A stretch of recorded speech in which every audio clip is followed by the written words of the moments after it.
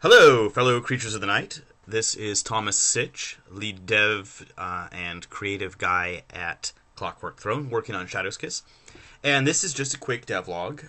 It's going to be pretty informal. I'm going to do some screen caps and talk a little bit and package it all up and post it to the internet just to show you a little bit of progress in what we're doing here. And I'm going to try to do these every couple of weeks, maybe sooner if I'm super disciplined. Things are crazy, super exciting right now because we've brought the whole team on full time and we're just really excited coming off of the Kickstarter. But we're also filling in a lot of gaps on the game, and some of those gaps are more things that we were doing by hand before that we want to do very quickly with lots of people working on stuff now that we're working together as a cohesive team. You know, as Hannibal says, I love it when a plan comes together.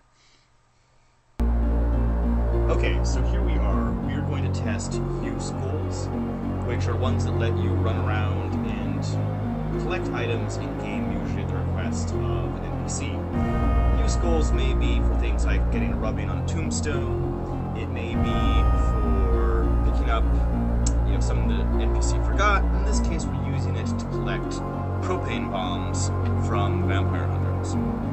This is significant because some of these trivial quests are actually going to be how you get a majority of your crafting materials is by running through and doing these. So in this particular test quest here, we have our hunters, which are set to no aggro, and some propane bombs they've been working on, so we're going to pick those up, go ahead and use them. And we get, we've got propane bombs, and we look in our inventory and we can see I've been testing this a fair bit because there's multiple propane bombs here. So we have this going on. Propane bomb vanishes when it's collected.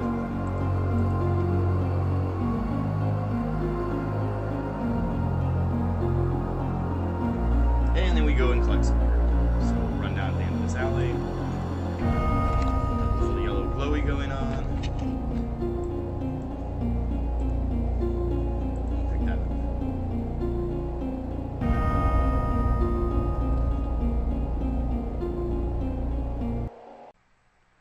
So how do we design it? Now, one of the important things we want to do here is to give our designers a way of creating quests quickly, because in the old days we actually were doing it almost entirely in XML. So because post Kickstarter we've ramped up, we've brought a whole bunch of people on full time now. We want to be able to add quests and tell our stories in the game effectively. So we have been building this tool, which is used to actually lay out visually how the quests progress, and you add various goals as you go. So what we do is we have a layout for it. We go and synchronize it, which pulls down the data from our database into the actual tool that the designers are working with. Okay, and now we can actually edit the quest and get a valid quest window on it, and as necessary we can go and add new goals. So for example, in here, if we wanted to add a goal to scavenge new items, we would do that. If we wanted to use things such as the propane bombs, we would add a new use goal, or get NPC reputation, have an encounter or cutscene. We do all this to lay it out, and here go to specific points. So once this is all done, we can export it, and then it's available on the client and server as we need in the process. So that's a lot to sort of digest in one little bit, but wanted to show you what was going on with the tool and give you a little more insight into our process. That is all for our mini dev blog. I'm going to try to keep these going, like I said. We'll see how I do.